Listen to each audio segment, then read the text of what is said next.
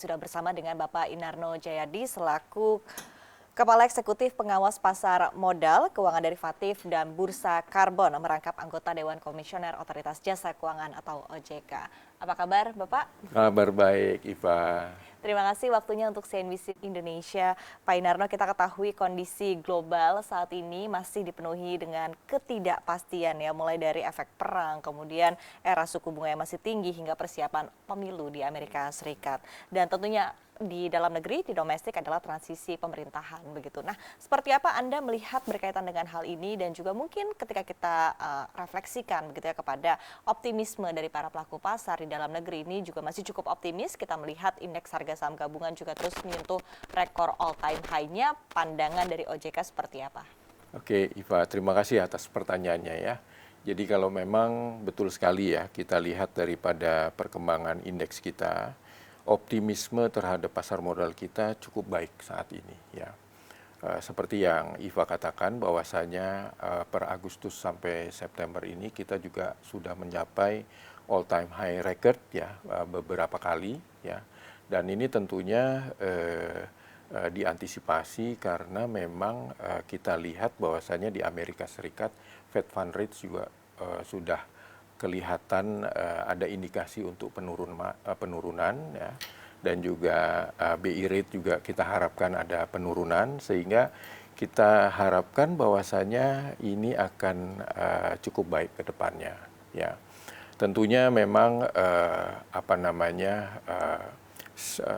stabilitas ekonomi, koordinasi antara BI, OJK, LPS itu juga Kementerian Keuangan itu terus kita betul-betul kuatkan ya, dan tentunya juga walaupun kita melihat ada optimisme di sana, tentunya kita juga perlu untuk selalu waspada terhadap perubahan geopolitikal di sana. Tapi saya sih cukup yakin ya bahwasanya ini akan berlanjut. Oke, jadi Anda sendiri optimistis bahwa all time high ini masih akan terus berlanjut ya, begitu betul, Bapak? Betul. Baik, nah kemudian ketika kita meninjau perkembangan yang ada, seberapa jauh sebetulnya OJK memandang peluang kelanjutan peningkatan kinerja dari pasar modal domestik ya ke depannya, utamanya dari aspek pergerakan indeks harga saham gabungan. Tadi sekali lagi Anda optimis begitu ya bahwa pergerakannya akan terus menyentuh rekor all time high. Kemudian ketika kita melihat mungkin dari sisi market cap, IPO saham ataupun juga aksi penggalangan dana korporasi lainnya seperti apa? Ya, jadi kalau misalnya Anda lihat bahwa saya dari indeks seperti yang saya telah kemukakan tadi kan kita ada cukup bagus ya, all time high di Agustus September, dan juga nilai kapitalisasi pasar kita juga kalau kita lihat trennya itu dari 2022 ya, itu baik sekali. Dan kalau kita lihat daripada nilai kapitalisasi pasar saham kita, ini kita yang terbaik loh di ASEAN gitu ya. Jadi rasanya memang kita cukup optimis lah Iva terhadap hal tersebut ya. Oke, baik. Dari mungkin appetite para pelaku pasar sendiri, penilaian dari OJK seperti apa Pak Inarno? Dari appetite, jadi gini, memang kembali lagi ya, appetite itu akan timbul. Tentunya kita melihat bahwasanya kita semua investor akan melihat ya pemerintahan baru Oktober itu juga berpengaruh terhadap dan saya yakin bahwasanya pemerintahan baru akan berjalan lancar dan ini akan meningkatkan appetite daripada pemerintah dan investor, dan tentunya akan lebih semarak pasar modal kita ya gitu ya. Oke, baik. Kalau kita lihat mungkin secara sektoral, Bapak, tadi kan Anda menyampaikan begitu berbagai sentimen yang dihadapi saat ini utamanya bagi para pelaku pasar domestik. Ini adalah seperti apa transisi pemerintahan yang akan datang begitu. Apakah ini juga akan berpengaruh mungkin kepada perputaran secara sektoral di pergerakan pasar saham domestik kita? Iya. Jadi kalau misalnya kita lihat dari domestik pun juga kita cukup yakin ya. Fundamental kita cukup baik, inflasi kita juga terkendali ya. Dan juga kalau kita lihat bahwasanya triwulan kedua ini gitu ya, hasil daripada result daripada laporan keuangan tengah tahunan ya, ini cukup baik gitu ya, bagus gitu ya. Saya bisa memastikan bahwasanya di antara yang masuk itu 650 daripada emiten itu adalah positif dan 450 diantaranya itu bahkan lebih baik daripada sebelumnya. Nah, ini juga merupakan indikasi yang bagus ya, bahwasanya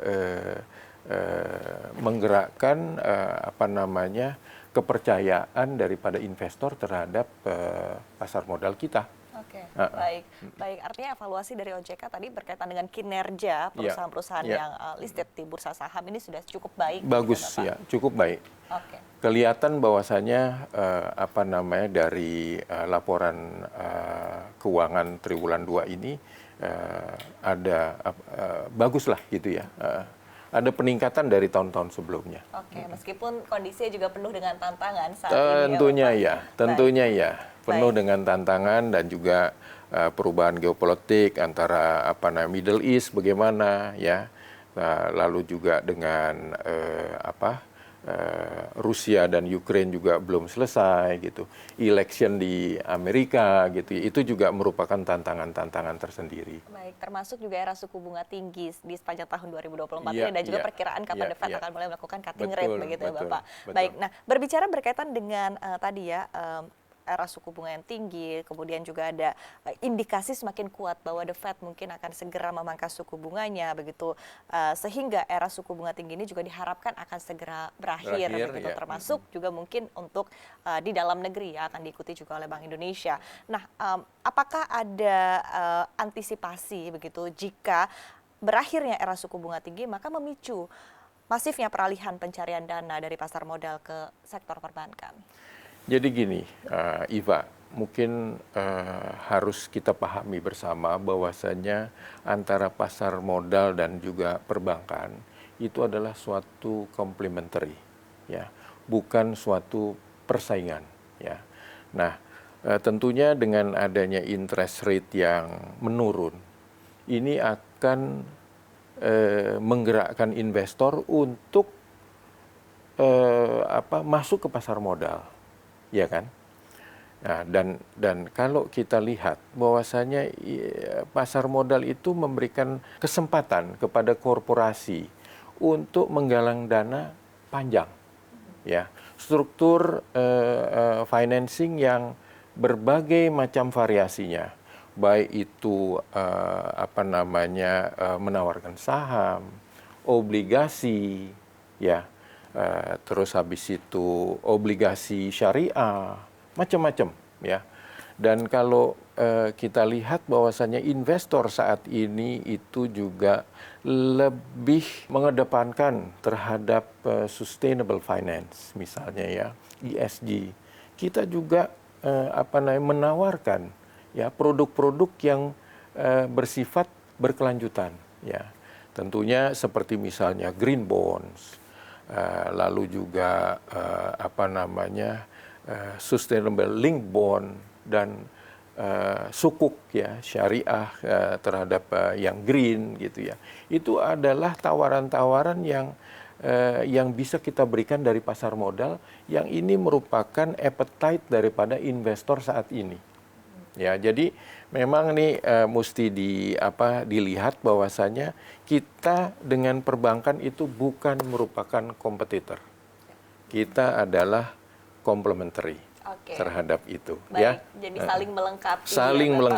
Saling melengkapi ya. Baik, kemudian ketika kita lihat ya Bapak pada konferensi pers RDK OJK yang lalu, Anda sendiri menegaskan begitu bahwa telah memberlakukan sanksi administrasi kepada sejumlah pelaku di pasar modal seperti pencabutan izin usaha kepada Indo Sterling Asset Management hingga sanksi administrasi lainnya. Bapak ini berupa denda sebesar 2,51 miliar rupiah. Seperti apa berkaitan dengan hal ini sejauh ini dan juga ke depannya indikator-indikator yang Anda terapkan bersama dengan tim pengawas OJK pasar modal untuk berkaitan memastikan bahwa pasar modal tetap sehat dan meminimalisir Ya. adanya gangguan. Tentunya ini adalah bentuk pengawasan yang preventif ya, untuk menciptakan keteraturan pasar. Ya. Kami melakukan penguatan pengawasan di industri pengelolaan investasi, ya, penguatan manajemen risiko dan likuiditas produk investasi melalui pemantauan berkala dan juga stress test likuiditas itu kita lakukan.